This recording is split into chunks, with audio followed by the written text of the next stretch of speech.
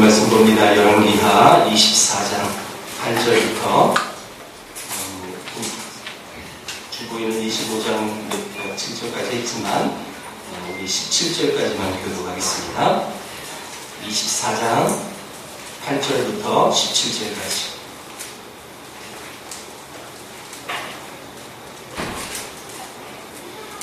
(24장 8절부터) 한 절씩 교독하겠습니다. 여호야긴이 왕이 될 때에 나이가 18세라. 예루살렘에서 석 달간 다스리니라. 그의 어머니의 이름은 누수다요.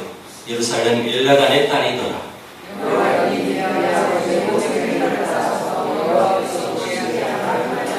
그때에 바벨론의 왕 느부갓네살의 신복들이 예루살렘에 올라와서 그 성을 에워싸니라.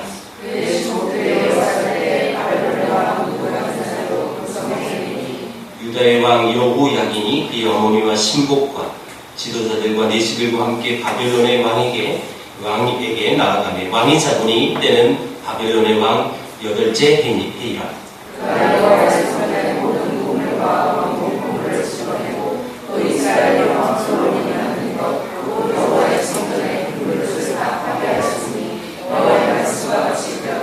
그가 또 예루살렘의 모든 백성과 모든 지도자와 모든 용사 만명과 모든 장인과 대장장이를 사로잡아 가매 비천한 자 외에는 그 땅에 남은 자가 없었더라.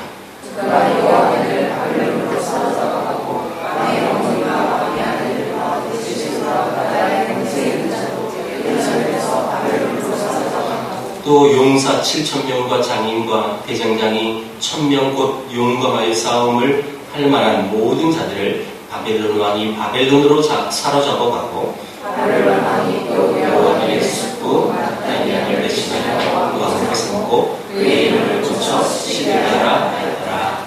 아멘. 이제 오늘 말씀드리고 다음 주 한번 가면 드디어 열왕기 상하가 끝나게 되어 있습니다. 여러분들도 기쁘겠지만 저는 더 기쁩니다. 이제 구약 성경을 한 성경을 그것도 상하로 나누어진 성경을 강의한다는 건 사실 만만치 않은 일인데 여러분들 끝까지 잘 오셔서 감사합니다. 자, 여러분 이제 마지막 두 왕이 남았어요. 오늘 본문에 나온 여호야긴하고 마지막 왕, 우리 본문 마지막에 우리가 읽었는데 그의 숙부 마따니아라는 이름을 바꿔서 시드기야라고 불렀어요. 여호야긴, 시드기야, 그러면 이제 끝이 끝. 이제 유다가 멸망을 당합니다. 이제 멸망당해서 2000년 동안 나라가 없는 2000년이 넘죠. 정확히 얘기하면. 물론 이제 그 유다의 그 역사가 바벨론의 멸망을 당하고 또 페르사의 또 지배를 받고 헬라의 지배를 받고 결국 로마의 지배를 받아서 이 로마 시대 때 예수님이 이 땅에 오십니다. 물론 예수님이 태어났을 때 헤롯 왕이라는 왕족이 있었지만 실질적인 이 유다의 멸망은 주권은 없는 거예요, 사실. 그래서 1948년도에 이제 이스라엘이라는 나라가 세워지기까지 나라라는 존재가 없었다는 뜻입니다. 끝이에요, 끝. 자, 그러면 이 수천 년 동안 나라가 없어지기 마지막 그 왕대의 모습은 어땠을까? 그 모습을 보면 왜 망했는지도 알 수 있는 거고요. 오늘 설교의 제목처럼 언약의 저주, 하나님의 말씀이 선포되어져서 말씀을 그대로 순종하지 않으니까 그 말씀이 그들의 삶 속에서는 저주의 모습으로 나타날 수밖에 없었다라는 얘기입니다. 여러분 이 한 나라 유다가 멸망한 이 이야기가 열왕기 상하를 쓰는 목적은 아닙니다. 분명한 것은 이것은 한 나라의 국가적인 운명뿐 아니라 이 모든 하나님 백성들의 아주 중요한 교훈들이 담겨져 있다는 사실을 우리가 알아야 되는 것이고 또 열왕기서가 단순히 한 왕의 개인적인 문제만 기록되어진 것이 아니라 이것은 하나님의 교회의 거울이다라는 모습을 다시 한번 상기해야 될 것입니다. 분명히 이 마지막 때의 왕의 모습, 그들의 실수, 그들의 죄악들을 통해서 우리가 분명히 이 시대를 살아가는 우리에게 우리도 이런 삶을 살아가지 않으면 우리 이런 언약의 저주의 모습을 우리 생애 속에서 맛보지 않을 것입니다. 그것이 우리에게 이제 교훈이 와야 되는데 오늘 주로 설명할 사람은 여호야긴입니다. 여호야긴. 여러분 여호야긴은 아버지가 여호야김이었어요. 여호야긴 그의 아들인데 그를 아주 간략하게 소개해주는 성경 구절이 오늘 본문 9절입니다. 9절을 보세요. 여호야긴에 대한 아주 한마디로 정의를 할 수 있는데 여호야긴이 그의 아버지의 모든 행위를 따라서 여호와께서 보시기에 악을 행하였더라. 아버지 여호야긴 그 아버지의 모든 행위를 따라서 여러분 이 하나님 보시기에 악을 행했다라고 그는 평가가 되어집니다. 이 여호야긴은 18세 왕이 됐다고 8절에 기록합니다. 18세 왕이 되어 겨우 3개월밖에 통치하지 않은 사람입니다. 근데 3개월 그 통치 기간 그 3개월 많지도 않아요. 3개월 그 3개월 통치의 한마디가 여호와 보시기에 악을 행했다. 이렇게 표현하고 있다는 거죠. 여러분 아니 도대체 18살짜리가 3개월을 해먹었으면 얼마나 해먹었겠어요? 별로 못 해먹었을 것 같은데 한마디로 악이에요. 근데 사실 역대하 36장에 보면 이 여호야긴의 나이가요 잘못 나와 있어요. 역대하에서는 8세로 나와 있습니다. 8세. 그래서 사실 어느 게 진짜냐? 그리고 이제 자유주의 신학자들에 의하면 봐라 성경은 무어한 것이 아니다. 이런 딴지에 걸 수 있는 좋은 예입니다. 사실. 분명히 여러분 열왕기 상하 이거는 역대하의 이야기가 똑같아요. 사무엘 상하는 역대 상하고 똑같아요. 반복되어진 이야기가 많다고 그랬죠. 근데 역대하에서는요 분명히 여호야긴의 나이가 8세라고 기록을 했어요. 8세. 그러면 우리는 이 성경을 어떻게 이해해야 될까요? 왜 나이가 이렇게 다르게 표현이 되었을까? 이것 때문에 또 시험 들어서 신앙이 다운될 필요는 없어요. 제가 설명해 드릴게요. 학자들에 의하면 18세, 그러니까 숫자를 얘기했을 때 10이라는 단어를 이 성경을 필사했다. 여러분 이 고대시대의 성경이 어떻게 전승이 되냐면 우리처럼 인쇄술이 발달되지 않았기 때문에 다 그걸 보고 본 그대로 쓰는 겁니다. 본 그대로 쓸 때에 인간의 실수가 있어서 10이라는 숫자를 빼먹어요.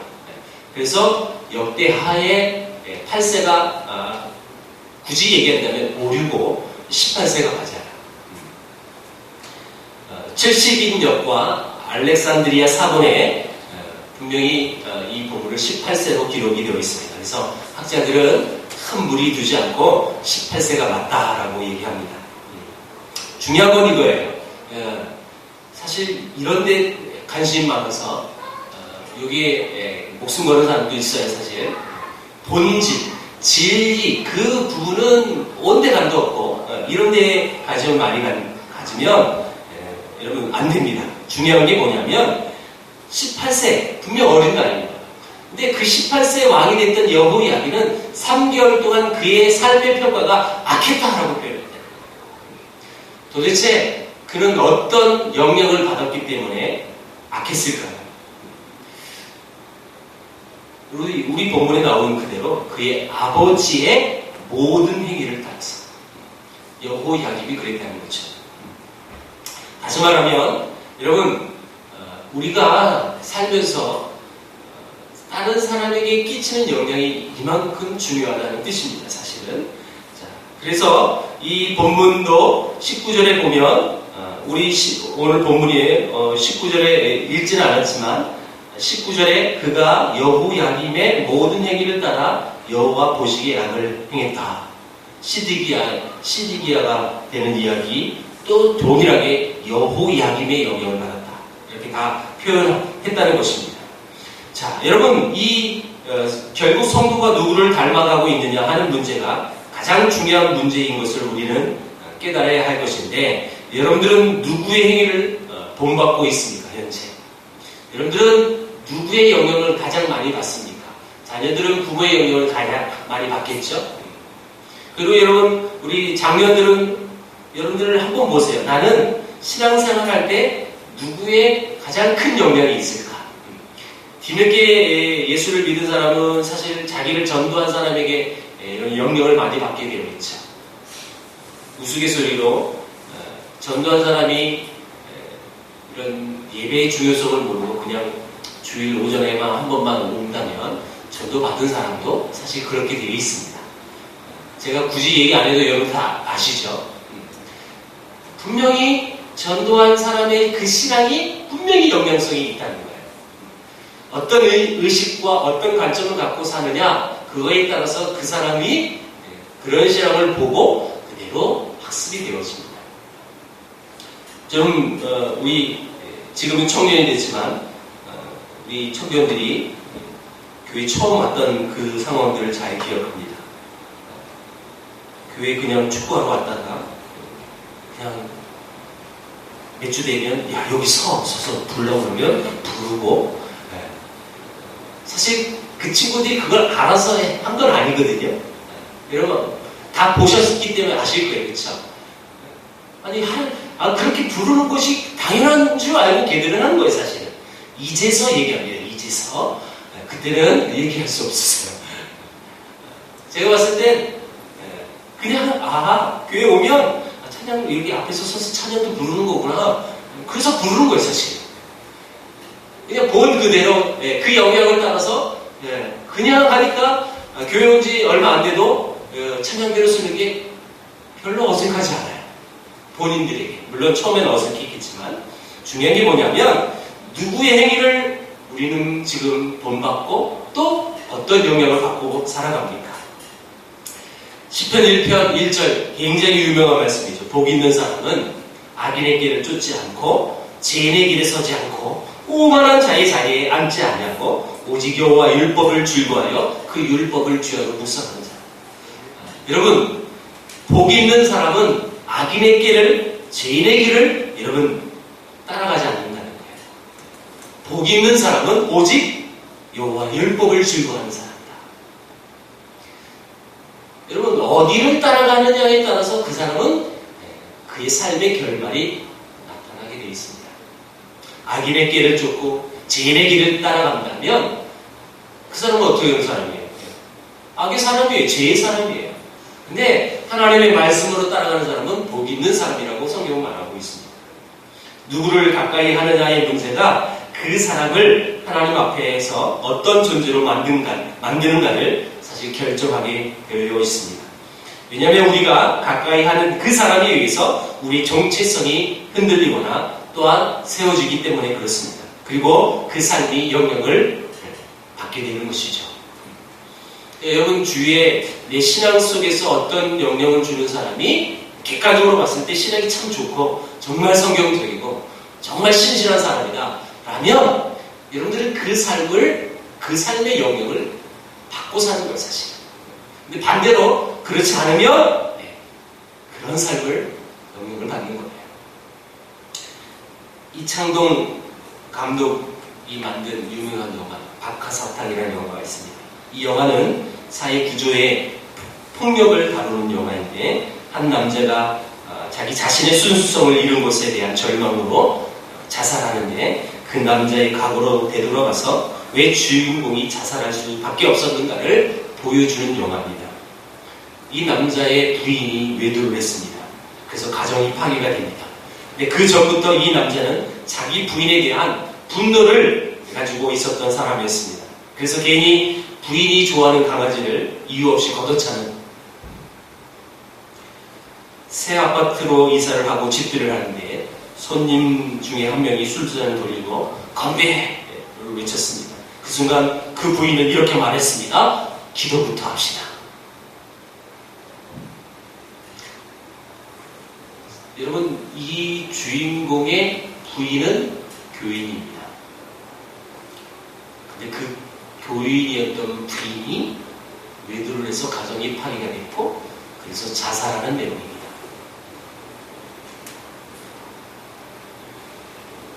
그래서 영화를 보던 관객들은 바람 피우는 여자와 기도하는 여자의 심각한 모순을 느끼게 되어 있습니다. 감독은 이렇게 함으로써 사실 기독교를 비웃고 조롱한 것이죠. 이 이창동 감독이 또 만든 영화가 밀양이라는 영화입니다. 밀양이라는 영화는 마치 기독교 영화처럼 보이지만 제가 이 얘기 많이 했죠. 그러나 아주 그 내면을 찾아가면 사실 기독교를 비꼬는 영화입니다. 왜 세상은 기독교를 이렇게 때릴까요? 왜 이렇게까지 기독교를 비웃고 조롱할 수밖에 없었을까요? 참 안타까운 이야기죠. 뭐 이런 영화뿐만 아니겠습니까? 한국 영화 곳곳에서 기독교를 비하하는 내용은 굉장히 많습니다. 제가 정확히 지금 설교 본문을 할 때는 기억이 안 나지만 지금 내일 스쳤던 영화의 한 장면이 있었는데 툭컵스인가요? 그 영화에서도 그러죠. 밖에서는 온갖 나쁜 짓을 다 하고 교회 가서는 주여 주여 주여 이런 장면들 많이 보시죠 여러분. 굉장히 그거는요 우리 기독교인을 향한 굉장히 모욕적인 모습이에요 사실. 근데 사실 이런 장면이 한국 영화에 굉장히 많이 나타난다는 거예요. 세상 속에서 손가락질 받고 욕하고 굉장히 나쁜 짓을 온갖 다 하는데 교회 와서는 장로 이렇게 나오는 장면들. 너무너무 가슴 아픈 이야기가 너무 많죠. 타워라는 영화에서도 있었던 걸로 제가 기억합니다. 집들이 하는 아주 좋은 고급 복합 주성복합 건물에 집들이 하는데 장로님이 로또 맞아서 그 집을 사왔어요. 그렇게 표현 나오죠? 그런 거 모습을 볼 때마다 한국 사회에서 기독교의 영향력이라는 것은 이제 사람들에게 짓밟히는 그런 모습이다. 그렇게 보일 수밖에 없고 또 우리 교인들은 그것을 보고 가슴 아파하지만 뭐 교회를 가볼까 이런 마음을 가지는 사람들에게는 굉장히 큰 타격이죠 사실. 교회와 기독교에 대한 인식이 나빠지게 되어 있습니다. 여러분 왜 우리는 이런 세상의 놀림을 받고 짓밟힐 수밖에 없었을까요? 마태복음 5장 13절에서 16절 말씀 제가 읽겠습니다. 잘 들어보세요. 너희는 세상의 소금이니 소금이 만일 그 맛을 잃으면 무엇으로 짜게 하리요? 후에는 아무 쓸데없어 다만 밖에 버려져 사람에게 밟힐 뿐이니라. 너희는 세상의 빛이라. 산 위에 있는 동네가 숨겨지지 못할 것이요 사람이 등불을 켜서 말 아래에 두지 아니하고 등경 위에 두나니 이러므로 집안 모든 사람에게 빛이 있느니라. 이같이 너희 빛이 사람 앞에 비치게 하여 그들로 너희 착한 행실을 보고 하늘에 계신 너희 아버지께 영광을 돌리게 하라. 그리스도인들이 소금의 맛을 잃으면 이렇게 된다는 것이죠. 짓밟히는 거예요. 소금의 맛이라는 것이 무엇일까요? 기도를 아무리 많이 해도 소금의 맛이 아닙니다. 시도 때도 없이 기도한다고 되는 것도 아닙니다. 다만 소금의 맛이란 성도에게 있는 복음의 빛인 것입니다. 복음의 빛이 착한 행실로 나타나는 것이죠. 만약 이것이 없으면 사람들에게 밟히는 존재가 될 것이라는 말씀이 마태복음 5장에서 지금 말하고 있는 것입니다. 어쩌면 우리 한국교회가 이미 사람들에게 밟히는 존재가 되고 있는지 있지는 않은지 우리는 정말 이 말씀을 심히 두렵게 보아야 할 것입니다. 이렇게 짓밟히는 소금처럼 된 우리를 통해서 그 영향을 받는 사람들이 있다는 것입니다. 굉장히 아픈 이야기입니다. 영화의 주인공 그 아내는 분명히 기독교인이었습니다. 지나친 신앙의 모습들, 술자리에서도 기도하되 흐느끼면서 기도하는 그런 모습들이 여러분 그런 신앙의 모습들을 통해서 한 남편은 점점 하나님과 교회를 멀리하고 또한 그 하나님과 교회에 대해서 짜증스럽게 생각하고 조롱하고 멀리 할 수밖에 없었다는 거죠. 이중적인 모습. 그리고 마음속에 분노와 적개심이 생기고 이런 감정들을 자기 혼자 속에서만 머무는 것이 아니라 자기 주변의 사람들에게 또 신속하게 전염시키는 힘이 있어서 이 영향력이 굉장히 파급 효과가 큽니다. 그런 영화를 만든 사람이 장가를 했습니다. 무슨 조건이라고 얘기 안 할게요. 장가를 했습니다. 사실 아픈 이야기입니다. 오늘 본문을 보면 이런 상황에서 하나님의 성전이 나오는데요. 오늘 다시 한번 본문을 다시 가보십시오. 10절에서 12절 말씀은 그리고 14절에서 16절 말씀은 바벨론 왕에게 유다의 거의 모든 사람들이 사로잡혀가는 모습이 나와 있습니다. 그리고 거기 성전의 보물과 왕궁의 보물, 솔로몬이 만든 모든 금 기명들이 다 회파당하는 모습들을 없이 다 기록합니다. 그리고 우리가 읽지는 않았지만 다음 장 25장에는 실질적으로 13절에서 17절 동안에 그 모든 철저히 파괴되는 이야기가 또 아주 여과 없이 다 기록이 되어집니다. 그러면서 이 모든 과정을 오늘 본문 13절에 한마디로 딱 정리를 해놓은 거예요. 13절 보세요. 13절을 다 같이 읽어봅니다. 시작. 그가 여호와의 성전의 모든 보물과 왕궁 보물을 집어내고 또 이스라엘의 왕 솔로몬이 만든 것 곧 여호와의 성전의 금 그릇을 다 파괴하였으니 여호와의 말씀과 같이 이 모든 것이 누구의 말씀처럼 됐다고요? 여호와의 말씀 같이 되었다. 그것이 마무리예요. 아무리 솔로몬의 황금 성전이라도 말씀에 순종하지 않으면 아무 소용이 없다는 것을 이렇게 보여주는 것입니다. 그런데도 사람들은 영원한 것과 또 없어질 것을 구분하지 못하고 있죠. 그래서 인생을 없어질 것들에 투자하고 허비하며 살아갑니다. 썩어져 없어질 것들. 영원히 없어지지 않은 그 고결한 그 가치를 두지 못하니까 썩어질 것에 투자하는 겁니다. 특히 그것이 종교적인 것일 때 거의 분별력이 상실해버립니다. 그것이 교회 사상에도 들어오고 행정에도 들어오고 그런 로 인해서 완전히 세상의 가치가 돼요. 물론 교회에서 왔기 때문에 뭐 거룩한 것처럼 포장돼서 보일 수도 있겠지만 전혀 그렇지 않아요. 다음 주부터는 우리 교회가 소속되어 있는 총회가 있는 기간입니다. 대한예수교 장로회 합동측 총회는 예로부터 유명한 총회입니다. 여러분들 잘 모르시겠지만 지금까지 다른 교단에서도 섬기시다가 또 우리 교회에 오신 분도 있으니까 합동측 총회는 유명합니다. 이 총회 얘기를 조금 제가 언급을 하겠습니다. 우리 교단은 한국에 있는 교단들 중에 가장 교회가 많은 교단입니다. 숫자가 제일 많은 교단입니다. 당연히 성도도 제일 많겠죠. 합동측 교단, 두 번째 많은 교단이 통합측 교단입니다. 제일 많아요, 하여튼.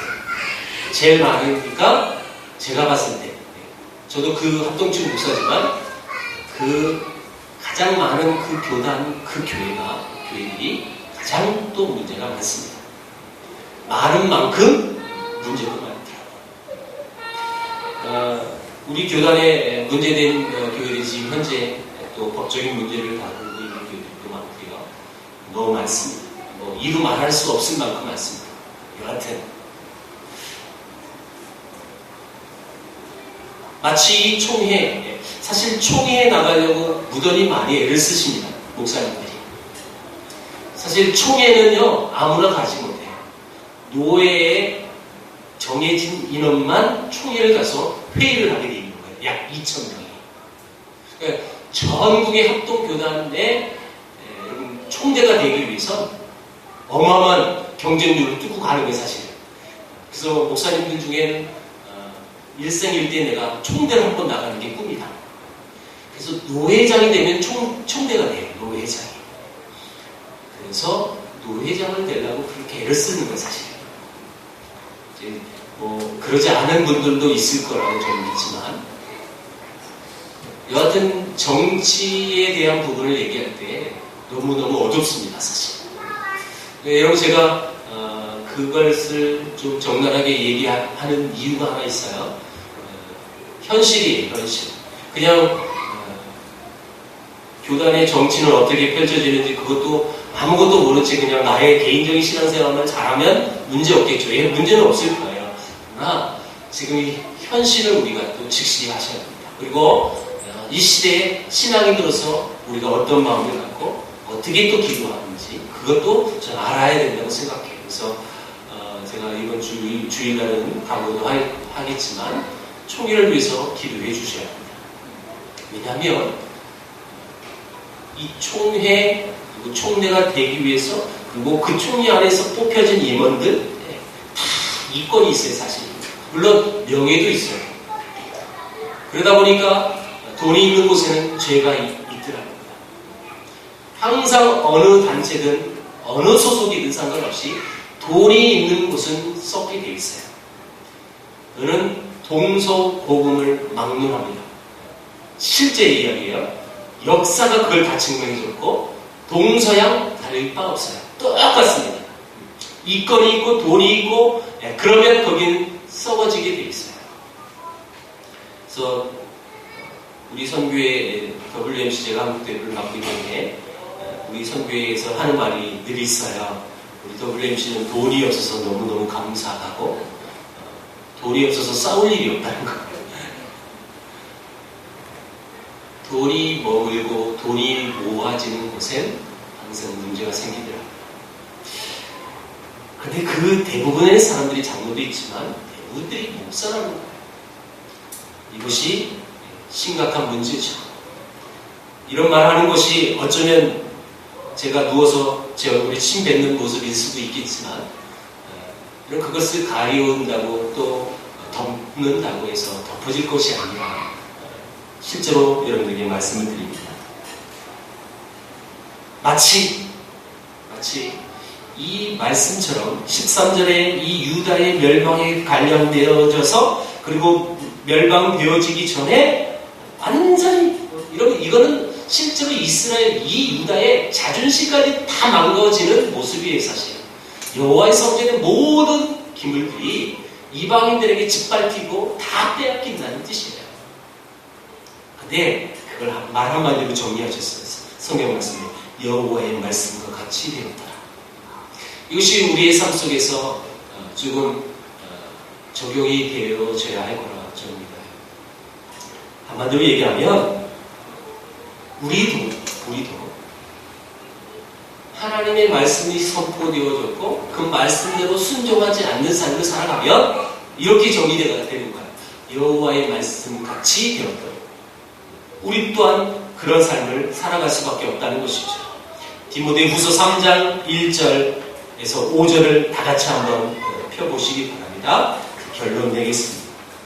디모데후서 3장 1절에서 5절.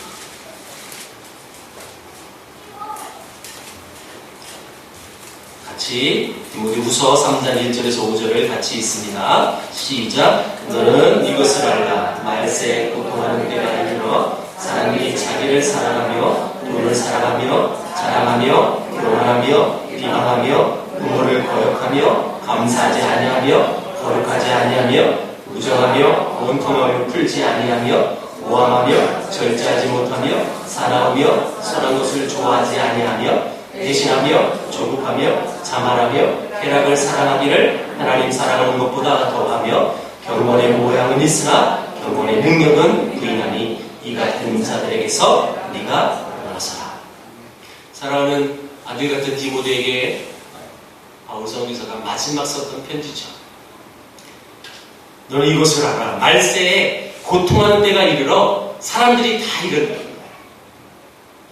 근데 여러분 마지막에 뭐라고 그랬어요? 경건의 모양은 있으나 경건의 능력은 부인하니 너는 이 같은 자들에게서 돌아서라. 그러므로 우리는 이 말씀처럼 이 같은 자들에게서 우리가 돌아서야 합니다. 정말 말세에 이런 모습이 지금 있다는 거예요. 그리고 심지어 그들이 목사인 사람들도 이런 삶을 실제로 살아갑니다. 그래서 저는 개인적으로 정치하는 목사님은 별로 신뢰하지 않습니다. 좋아하지도 않고요. 물론 뭐 그들 앞에서 욕하고 그러진 않지만 목적을 분명히 해야 한다는 사실 앞에서 분명히 우리가 짚고 넘어가야 합니다. 정말 말세가 되었다는 것 누구도 다 아실 거예요. 세상이 이렇지 않아요? 사람들이 자기를 사랑하고 돈을 사랑하며 자랑하고 교만하고 현재 이런 일들이 실제로 벌어지지 않습니까? 현실이에요, 현실. 여러분, 이 말세에 고통하는 이 삶의 특징들을 이제 우리는 버려버리고 오직 예수 그리스도만 바라보고 여러분 우리는 그분을 붙잡아야 될 줄 믿습니다. 그렇게 될 때 그 주께서 우리에게 주셨던 그 말씀대로 준행한다면 복 있는 사람이죠. 죄인의 길에 서지 않고 오만한 자의 자리에 앉지 않고 이것이 주님이 우리에게 이미 선포하셨던 말씀이에요. 하나님의 말씀, 하나님이 주셨던 그 아름다운 그 약속들을 그대로 따라가면 우리는 복 있는 사람이고 형통한 삶을 살아가는 것입니다. 성경은 늘 이렇게 말씀하셨습니다. 그것이 참된 길이다. 너희들이 가야 할 길이다. 여호야긴 그는 복 있는 삶을, 형통의 삶을 선택하지 않았습니다. 여호야긴 아버지가 했던 그 행악을 그대로 따라가서 여호와 보시기에 악했다라고 평가한 사람입니다. 저와 여러분들도 어느 날 분명히 평가가 되겠죠? 자손들에게도 평가가 될 수 있겠지만 더 중요한 건 하나님 앞에 우리는 반드시 평가가 될 수밖에 없다는 사실을 기억하고 여러분들이 하나님 앞에 섰을 때 너는 정말 나의 말씀을 대로 따랐다. 정말 네가 선한 길로 아름답게 삶을 살았다. 그런 평가를 받는 저와 여러분들을 주의 이름으로 축복합니다. 기도하겠습니다. 하나님 감사합니다. 말세에 행해지는 모든